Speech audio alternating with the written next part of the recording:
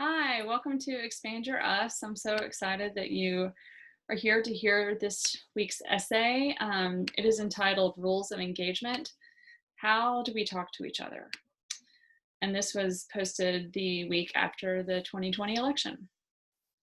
I begin every class of every semester with a discussion about class discussions. I tell my students I am obnoxiously committed to helping them fully participate in my course and that I care about their full engagement more than most professors. I tell them with alarming authenticity that I believe the magic of the classroom offers a collaborative learning environment hard to duplicate elsewhere. I tell them with vacillating sincerity that I do not think I know more than they do. I promise to listen well, to learn from them, to be fully present every time we meet together. Since I value it so highly, I think it only fair to first lead them in a moment of metacognition, where we think about the way we think, about discussion, about how discourse happens, and about what we mean when we say we shared a conversation. I think we find ourselves in a similar moment in our country. We are shifting gears, transitioning from one way of thinking and talking about others to another path forward. We have taken power away from one way to be in the world, and we are investing in new habits, new practices. But the stakes are high. The political engagement is high. More people voted on November 3rd than ever before in the history of the USA. People care deeply, and we are divided.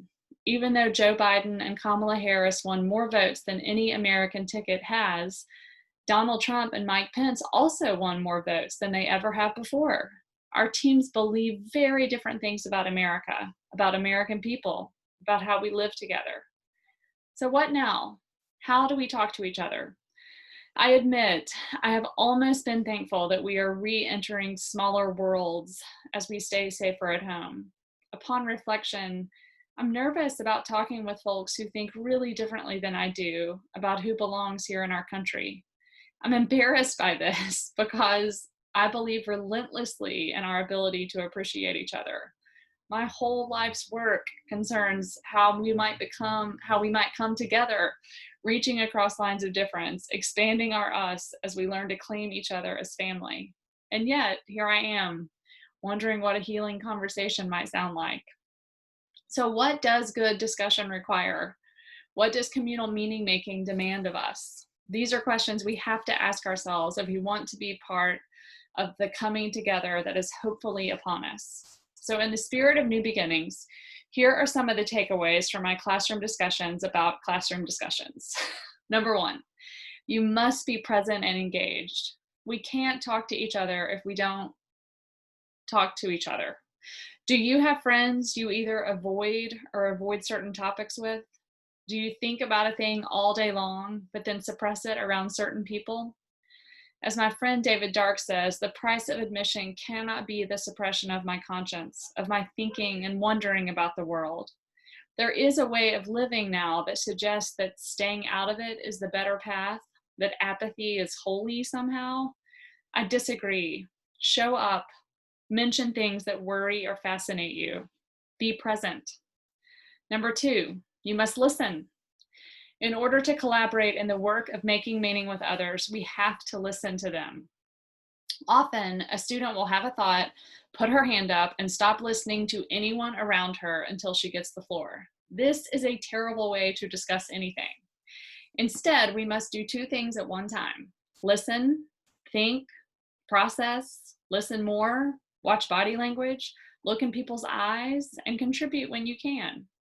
We have to be curious about what someone else might offer, how another's thoughts could change our perspective. We have to be as invested in understanding their thoughts as in sharing our own.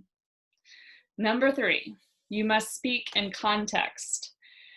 Our ideas do not exist in vacuums, and they will not flourish in isolation. Many of us have a habit of repeating a thing over and over, whether or not it is relevant to the conversation at hand. This is not helpful, but reduces any conversation to a series of one-offs where no one listens and where communal meaning making becomes impossible. Good conversations require contextualization. Rather than drilling down on the point I hope to make, I need to listen, to understand, and then summarize and respond to another person. When we do this, we share our ideas in a meaningful context. Allow an idea to interact with your experience by bringing it into the context of your life. Does it resonate? Does it not? Explain how it works or doesn't work by sharing the ideas and experiences that form your own background. Make ideas personal, not heated and loud, but contextualized by your life experience. Number 4, and finally, we must actively listen.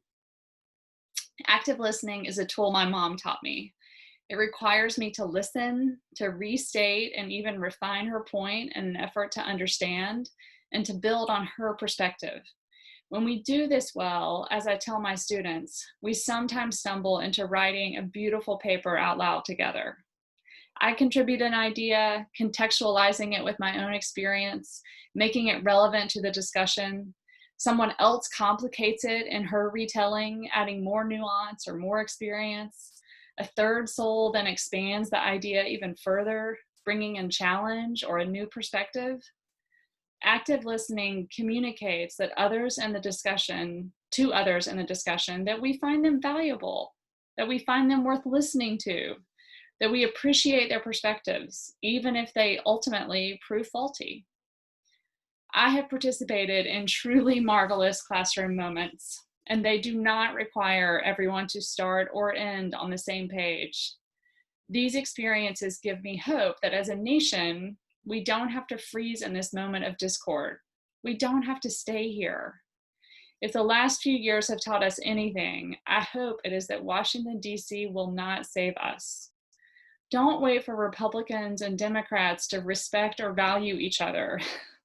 Don't wait for salon-like moments on the Senate floor where curious thinkers create solutions together. Instead, start small and engage fully with those around you. Listen to them. Try to understand. Share your ideas in context with their ideas. Speak precisely from your experience and be aware of the fact that you belong to a much larger group of people. Your family and your ideas are not islands. Share your whole self with those around you and imagine a better way to belong. Thanks so much for listening.